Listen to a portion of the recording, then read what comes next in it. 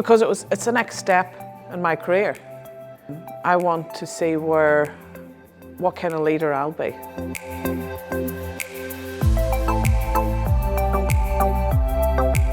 I like to talk back to my golf swing where I've got a lot of hang-ups and bad habits, but when you're at the start of your leadership journey, it's a good opportunity to set things right and get options right from the beginning to make sure I've got the strategies and the right techniques rather than having to try and fix the bad ones, like my golf swing.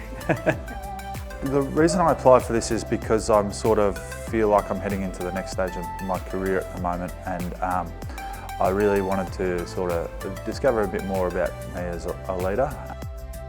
Myself being a new leader, not knowing whether I'm doing the right or wrong things and wanting to develop my skills in that area. I think it's something, if you're on the leadership course within Kapitol, I think it's something that's going to elevate you in terms of your career. We discussed the GROW model exercise, so the framework around a conversation on the questions to ask the person.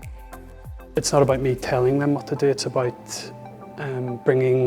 asking the right questions, bringing them along for the ride, and the journey, kind of almost getting them to answer their own questions in a way. Yeah. I have learned, and this is something that I'm working with a coach too, that I'm on the dance floor and I need to be up in the balcony looking down at the dance floor. The only way that I can actually grow my team is by empowering them. And if I'm out on the dance floor with them, I'm not allowing them the opportunity, or I'm not showing them that I trust them to do what they're meant to be doing, because I'm in the background doing it for them. One of the main things I've learned is the difference between managing and leading.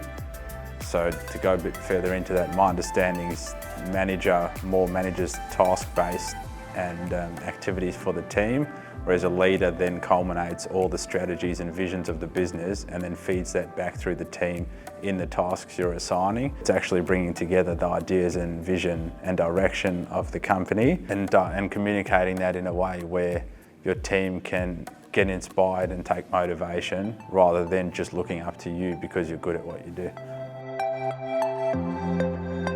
Some of the biggest things I've learned is we're all in a similar boat, you can come into these things a bit nervous and anxious that people are ahead of you or people behind you, or you don't really know where you fit in. And I think the biggest thing is that I've learned is we're all got the same sort of goals, we've got the same ambitions, so we can all support each other doing that because we all want to grow and get better, so it's a good environment to be in.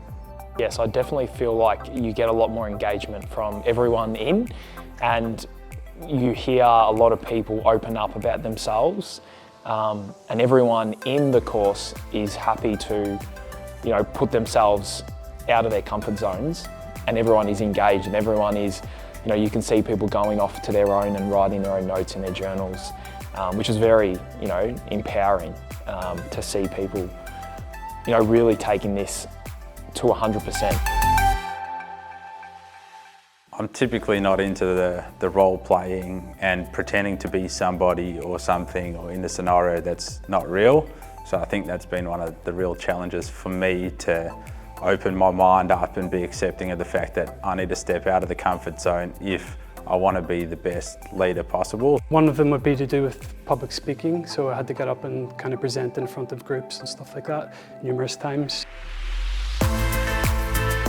If you look at the way the leaders was years ago, it was, you will do this, and it was all this just really aggressive, just dominant behaviour in a room, and people were scared to speak up. But that's not what we're promoting as a company. We're actually, if I'm a good leader, then my direct reports will want to work with me, but they'll also want to work with the company. So to me, Kapitol's investing in leaders that's going to change the industry, because we want to change the industry. We want to be good leaders to our direct reports. The way people led construction sites 20, 30 years ago was very task-driven. They were happy to burn people along the way.